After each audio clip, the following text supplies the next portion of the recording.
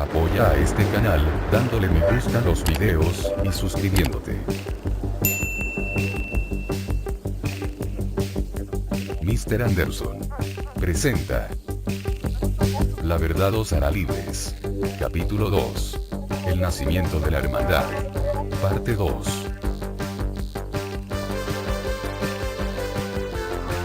Los símbolos de la hermandad en la antigüedad siguen siendo los mismos que utiliza la hermandad hoy. La pirámide y el ojo que todo lo ve, la esvástica, el cordero, el delantal, el obelisco y muchos otros.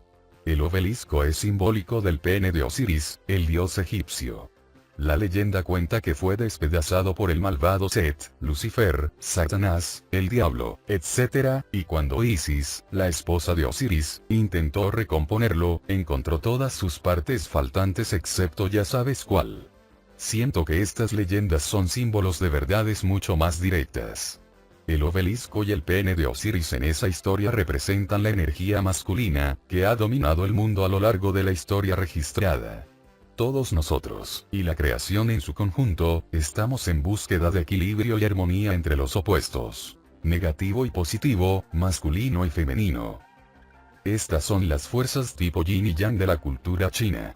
Cuando una de estas fuerzas domina, se produce un desequilibrio que se manifiesta en comportamientos desequilibrados. La transformación que el planeta atraviesa ahora, está diseñada para llevar esas fuerzas a la armonía y el equilibrio, de modo que todas sirvan, pero ninguna domine. La supresión de la energía femenina por la masculina, ha creado un mundo dominado por los hombres, y el hombre machista, es uno de sus descendientes.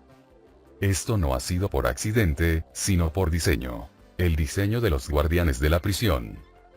Armonía y equilibrio en todas las cosas igual totalidad. Totalidad igual potencial infinito. Eso es lo último que los guardianes de la prisión desean, porque personas así son imposibles de controlar. En cambio, han buscado desequilibrarnos. Desarmonía y desequilibrio igual división del ser. División del ser igual potencial limitado. Los dos grandes desequilibrios dentro de nosotros mismos y de la prisión en general han sido lo negativo dominando lo positivo, y lo masculino dominando lo femenino. No existe una mayor manifestación del desequilibrio masculino que lo que se observa en algunas de las principales religiones y en la red de sociedades secretas. El resurgimiento de la energía femenina es crucial para la armonización de la Tierra, y con ello no me refiero únicamente al regreso de las mujeres a los espacios de toma de decisiones, sino también al redespertar de la energía femenina dentro de la forma masculina, y a suavizar el deseo inculcado en tantos hombres de dominar y seguir la programación machista. Este resurgimiento de la energía femenina se simboliza como el retorno de la diosa. Es muy apropiado que el obelisco, símbolo de la energía masculina, haya sido tan importante para la hermandad a lo largo de los siglos, porque al fin y al cabo es una hermandad, no una hermandad mixta. Las sociedades secretas han estado casi totalmente dominadas por hombres, con las mujeres excluidas del conocimiento y de la toma de decisiones. Basta mirar a los masones como ejemplo. Es un ámbito masculino, donde las esposas son exhibidas en la cena anual como simples adornos. Una organización dominada por hombres debe, por definición, estar desequilibrada, y esta ciertamente lo está. Los masones se han convertido en una de las sociedades secretas más importantes que han aparecido desde la antigüedad, y se han basado en la estructura y creencias de las escuelas de misterio de la hermandad, al igual que las demás. A esta red la podemos llamar el culto del ojo que todo lo ve, el culto que adora a estos dioses o maestros de la cuarta dimensión. Se remonta a la antigüedad y esta misma corriente de manipulación está detrás del nuevo orden mundial hasta el día de hoy. Es una fusión de las antiguas creencias esotéricas que surgieron de Babilonia, Egipto y la escuela hebrea de la Cábala. Los niveles más altos de los masones aún adoran a un dios llamado Jabulón. Ja, Jehová, hebreo, Bul, Baal, Babilonia, Ión, Osiris, Egipto.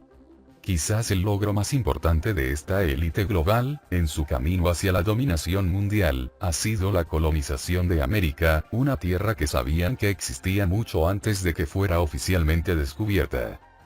A lo largo de la historia humana conocida, han existido dos niveles de conocimiento operando en este planeta.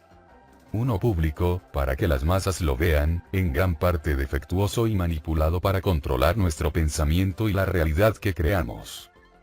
Otro reservado solo para unos pocos, principalmente en los niveles de la élite dentro de la hermandad. La historia convencional detrás del descubrimiento de América es un ejemplo claro de esta dualidad. Los libros de historia nos dicen que Cristóbal Colón hizo una suposición en 1492. Que la Tierra era redonda o con forma de pera, y que si navegaba hacia el oeste, eventualmente llegaría a la India y al lejano oriente ya identificados por Marco Polo. Se afirma que accidentalmente descubrió, lo que hoy llamamos las Indias Occidentales, y que creyó haber encontrado la India hasta el día de su muerte. Además, se nos cuenta que Juan Caboto y su hijo Sebastián, ambos venecianos, partieron desde Bristol 4 años después de que Colón zarpó de España. Caboto descubrió Norteamérica en 1497. La historia convencional no ofrece vínculo entre estos dos hechos. Pero, al mirar más profundamente, aparece un posible nexo. El conocimiento mantenido en secreto por la red de la hermandad, transmitido desde los tiempos de Atlántida. El masón de grado 33, Manly P. Hall, señala en su libro La misión de América con el destino, que el verdadero nombre de Juan Caboto, era Giovanni Caboto. Nació en Génova, la ciudad donde se dice que nació Colón, y más tarde se naturalizó veneciano. Se sugiere que estuvo vinculado a una secta cristiana secreta, conocida como los Juanitas, muy influenciada por las doctrinas esotéricas de los templarios. Las leyendas dicen, que visitó a los llamados hombres sabios del cercano oriente, tal como lo había hecho Colón. Colón también tenía sus propias conexiones con la hermandad.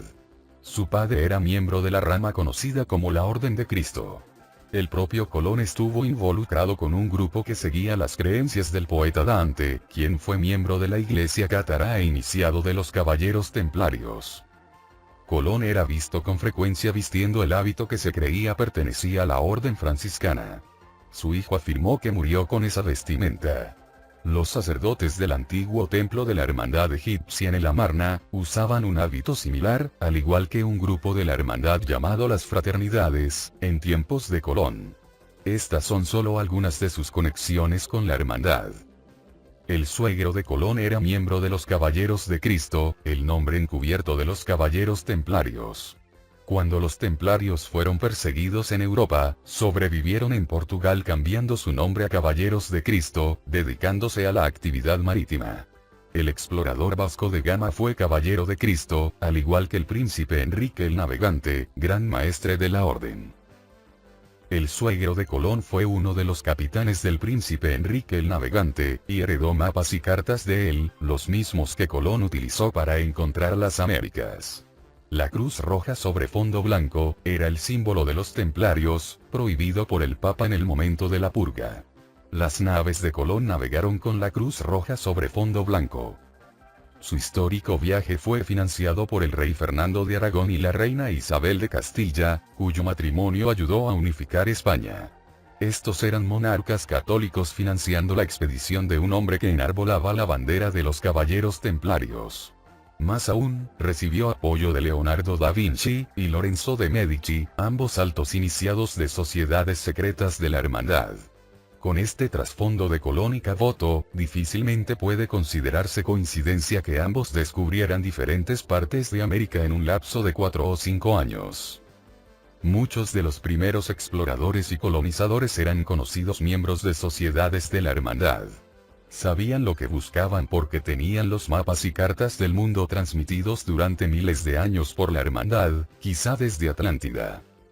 En 1513, Piri Reis, almirante de la marina de los turcos otomanos, produjo un mapa que mostraba la masa terrestre de la Antártida, cubierta entonces, como ahora, por una capa de hielo de más de 1 kilómetro de espesor. La Antártida no fue descubierta oficialmente hasta 300 años después de que se compiló ese mapa. La Fuerza Aérea de Estados Unidos confirmó que el mapa coincide de manera muy notable con los resultados del perfil sísmico, producido por la expedición antártica sueco-británica de 1949. Esto indica, según la Fuerza Aérea, que la línea costera había sido cartografiada antes de que quedara cubierta por la capa de hielo. Ellos dijeron no tener idea de cómo reconciliar los datos del mapa de Piri Reis con el estado del conocimiento geográfico en 1513. Yo sí puedo ayudarles con eso. Piri Reis compiló su mapa a partir de mapas y cartas transmitidos a través de los niveles más altos de la hermandad. La evidencia sugiere que, lejos de haber estado allí durante millones de años, la capa de hielo de la Antártida podría tener solo unos 6000 años. El mundo fue cartografiado antes de esa fecha por civilizaciones mucho más avanzadas de lo que la historia convencional, manipulada para engañar y no informar, nos ha contado. Colón y Caboto encontraron las Américas por una razón muy simple. Sabían lo que había allí. La colonización de las Américas, y en particular de Norteamérica, parece haber sido un objetivo a largo plazo de la gran obra de las eras, o del nuevo orden mundial. Sir Francis Bacon, gran canciller de Inglaterra en tiempos de Isabel I, y James I, fue un miembro de alto rango de la hermandad. Era gran comendador de la orden de la hermandad llamada los Rosacruces, y estuvo profundamente involucrado en las operaciones clandestinas de la tradición de los caballeros templarios. Bacon transmitió conocimiento en secreto mediante códigos contenidos en obras como las piezas teatrales atribuidas a Shakespeare, que él mismo escribió. La evidencia de esto es muy sustancial y la historia oficial de Shakespeare es un mito. Perdón, Stratford. Bacon utilizó la red para fomentar la colonización de Norteamérica, no solo para impedir que España la controlara, sino también porque seguía la agenda de la hermandad. Hombres como Sir Walter Raleigh, también formaban parte del círculo de Bacon, junto con otros nombres prominentes de la sociedad isabelina. Es importante subrayar que no todos dentro de la hermandad tienen intenciones negativas. La mayoría son convencidos por quienes están más arriba en la jerarquía de que la gran obra es para el bien de todos. La mayoría de los miembros de la hermandad no tienen idea del despotismo contenido en la verdadera agenda, conocida solo por unos pocos.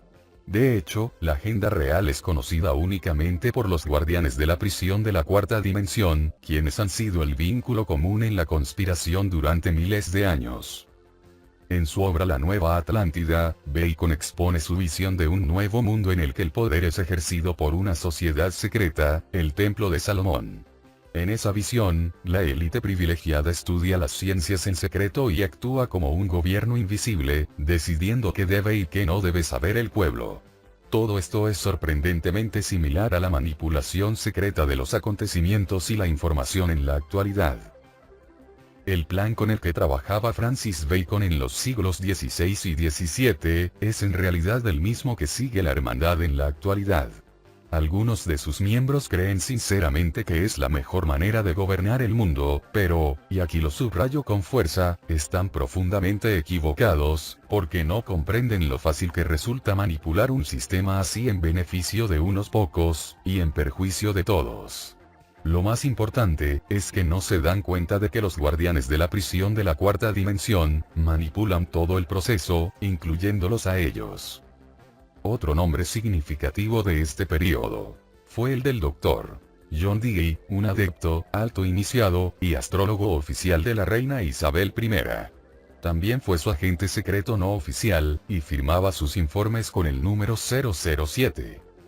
En una entrada de su diario escrita en Praga en 1586, Dee describe un encuentro con un hombre pequeño cuyos pies parecían no tocar el suelo por un pie de altura, que se movía en una pequeña nube de fuego y que ascendió al cielo en una gran columna de fuego. En Praga, Dee entregó al emperador Rodolfo un manuscrito ilustrado, escrito en código, y atribuido a Roger Bacon, el monje franciscano del siglo XIII que incomodó a las autoridades de la iglesia con sus ideas. Estas incluían profecías sobre el microscopio, el telescopio, el automóvil, el submarino, el avión y la creencia de que la Tierra era una esfera. Todo este conocimiento habría sido transmitido desde la cuarta dimensión.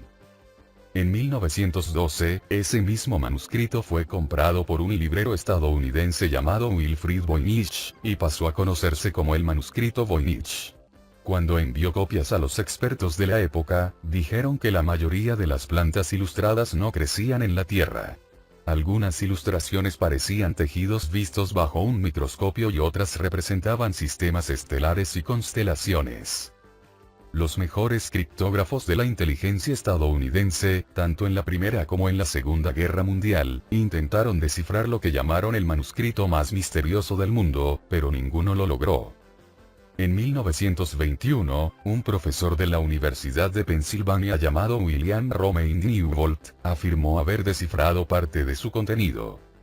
Él dijo que parte del texto decía: en un espejo cóncavo, vi una estrella en forma de caracol entre el ombligo de Pegaso, el cinturón de Andrómeda y la cabeza de Casiopea.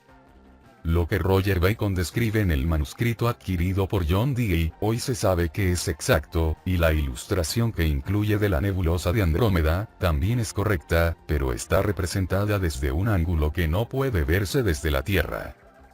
John Dee fue un adepto y canalizador de gran renombre, y afirmaba comunicarse con un ángel con una vara, un extraterrestre. El conocimiento contenido en la red de sociedades secretas siempre ha estado muy por delante, a menudo siglos, de lo que se permite conocer a las masas. El conocimiento de la existencia de América, y su papel a largo plazo en el plan era bien conocido por estos adeptos isabelinos, al igual que por quienes guiaron a Colón y a los gavotos, gracias a los manipuladores de la cuarta dimensión. El primer asentamiento inglés permanente en Norteamérica se estableció en Jamestown, Virginia, llamado así por Isabel, la Reina Virgen, en 1607. Muchos miembros de la familia de Francis Bacon estuvieron entre los primeros colonos. Desde ese momento, la cultura nativa de Norteamérica quedó condenada, al igual que la de Sudamérica y Centroamérica tras la llegada de españoles y portugueses. La forma en que los pueblos originarios fueron masacrados sin piedad, y sus culturas destruidas sin respeto ni compasión, fue uno de los episodios más atroces de toda la historia humana. Miles de colonos navegaron hacia el oeste desde Europa para escapar de la persecución religiosa después de que la reforma, diseñada por la hermandad musulmana, dividiera la iglesia cristiana en protestantes y católicos. Esto creó división y conflicto y debilitó el poder del Papa. Pero cuando los perseguidos llegaron a América, a menudo procedieron a perseguir a la población nativa, y a los inmigrantes de otras creencias religiosas, de la misma manera despiadada en que ellos mismos habían sido tratados. La tierra que ocuparon, hoy llamada Estados Unidos, fue y sigue siendo un arma clave en el plan a largo plazo de la hermandad para la dominación mundial. Las sociedades masónicas experimentaron un cambio y expansión masivos, tras la Guerra Civil Inglesa y especialmente a comienzos de 1700. Hasta entonces, solo podían ser miembros quienes trabajaban como masones o artesanos de la construcción. A partir de ese momento se abrió a todos, y nació la masonería especulativa. Es muy probable que Francis Bacon haya sido una fuerza detrás de esta transformación. El centro de la red masónica que comenzó a expandirse rápidamente fue una nueva gran logia, fundada en Londres en 1717, conocida como la Gran Logia Madre del Mundo. Se convirtió en un centro de manipulación masónica, alentando la creación de otras logias en toda Europa, el Imperio Británico y las Américas. Se introdujeron muchas otras versiones de la masonería, incluyendo el rito de York, y el rito escocés, de Michael Ramsey, basado en el sistema de los caballeros templarios. El rito escocés tiene 33 grados de iniciación, y hoy ejerce una enorme influencia en la política, la economía, el ejército y los servicios de seguridad de Gran Bretaña, Europa, Estados Unidos y muchos otros países. Nueva York recibió su nombre del rito de York de la masonería. El plan de la hermandad era establecer unos Estados Unidos de América independientes del gobierno británico, pero no de la hermandad. Alentadas por la Gran Logia Madre de Londres, las logias masónicas en las colonias americanas comenzaron a conspirar y agitarse contra el dominio británico. Se generó una crisis económica, en parte a través de la guerra entre Gran Bretaña y Francia. Como parte de su desesperación por ingresos, el gobierno británico impuso mayores impuestos y aranceles a las colonias americanas. Fue una operación creada y coordinada por la élite global, repetida una y otra vez en la historia. La red en Gran Bretaña, como en todos los países, incluía banqueros clave, muchos políticos, y más importante aún, sus asesores políticos. Ellos manipularon en secreto los acontecimientos que provocaron la crisis económica en Gran Bretaña. Luego aconsejaron al gobierno británico que la única salida era imponer mayores impuestos a las colonias americanas. Al mismo tiempo, el brazo americano de la hermandad fue dirigido para avivar la hostilidad contra esta medida, y convertir esa ira en demandas de independencia de Gran Bretaña. En apariencia, y en los libros de historia, parecía un enfrentamiento entre Gran Bretaña y las colonias americanas. En realidad, la misma red estaba manipulando a ambos lados. Así es como se han creado todas las grandes guerras y revoluciones, como veremos. Esta estrategia fue descrita con gran claridad por Paul Sidir, en su libro Historia y Doctrina de los Rosacruces, publicado en París en 1910. Incapaz de controlar los destinos en la Tierra abiertamente porque los gobiernos se resistirían, esta alianza mística solo puede actuar a través de sociedades secretas. Estas, creadas gradualmente según surge la necesidad, se dividen en grupos distintos, grupos aparentemente en oposición, a veces defendiendo las políticas más contradictorias en religión, política, economía y literatura. Pero todas están conectadas, todas dirigidas por el centro invisible que oculta su poder mientras busca mover todos los cetros de la tierra.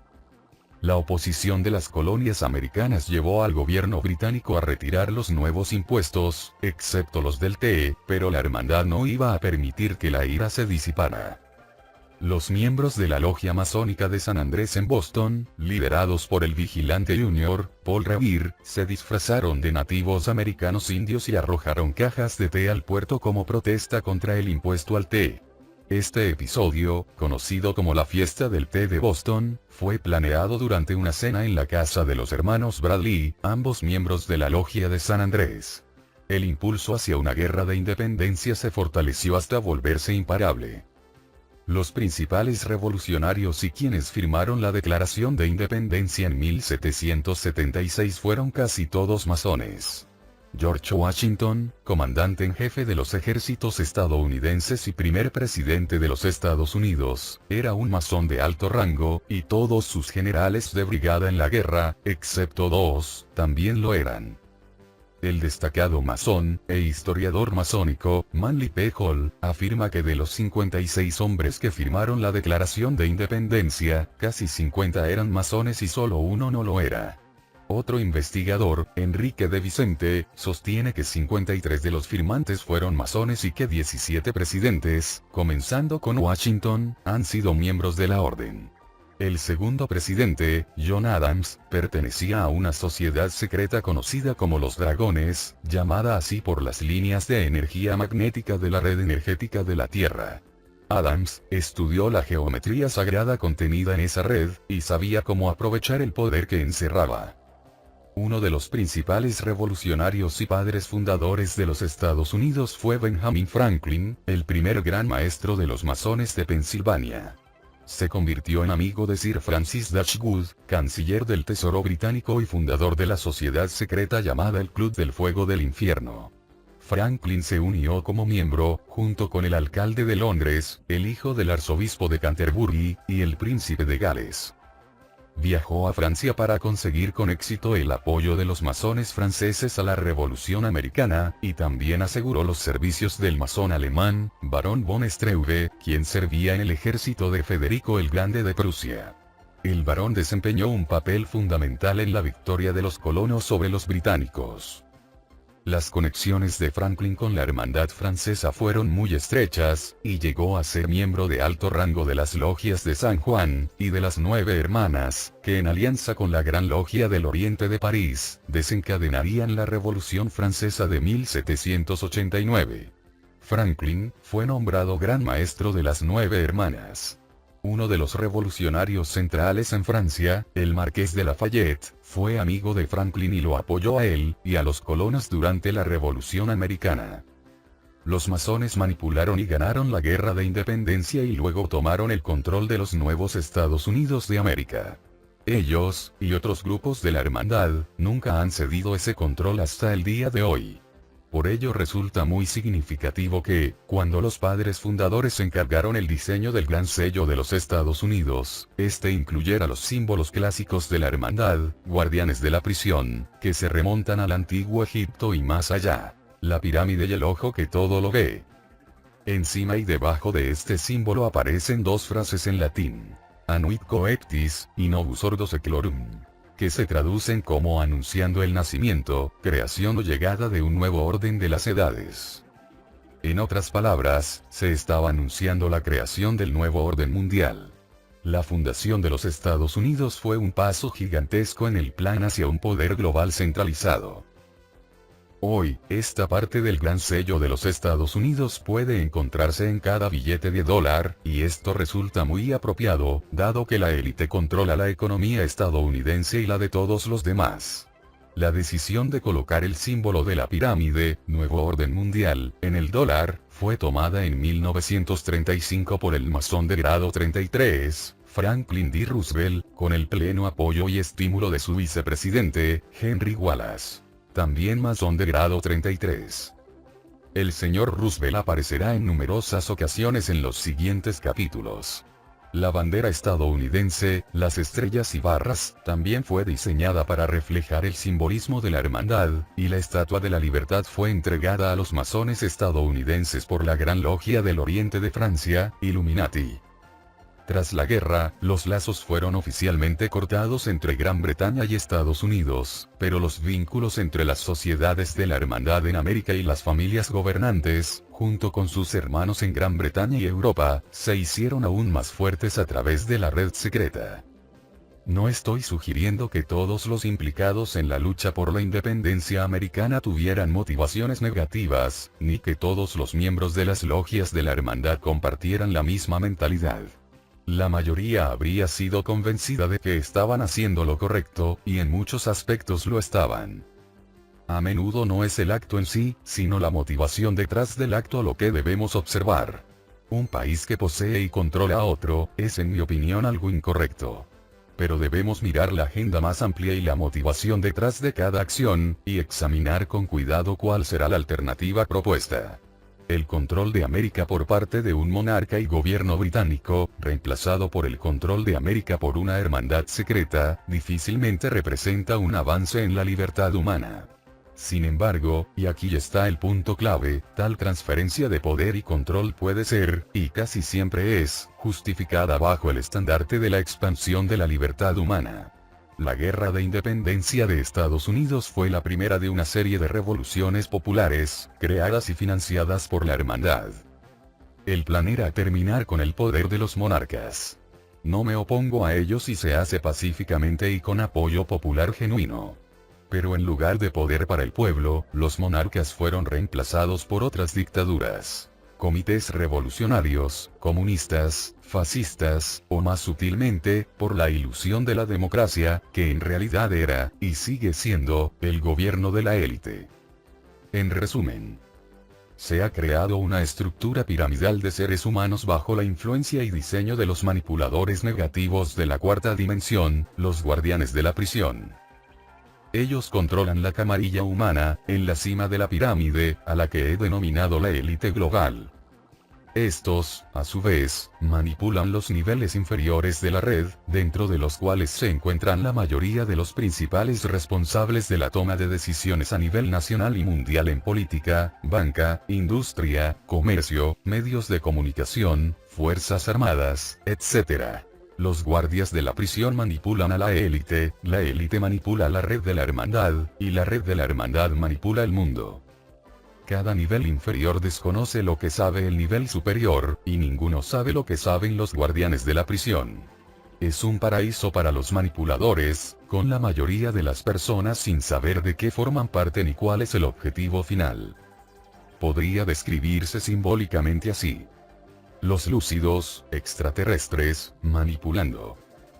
Los parcialmente videntes, élite global, hermandad, quienes a su vez manipulan a los ciegos, la masa de la humanidad. Con los Estados Unidos ya creados y en manos de la hermandad, el control del mundo pudo avanzar aún más rápido que antes.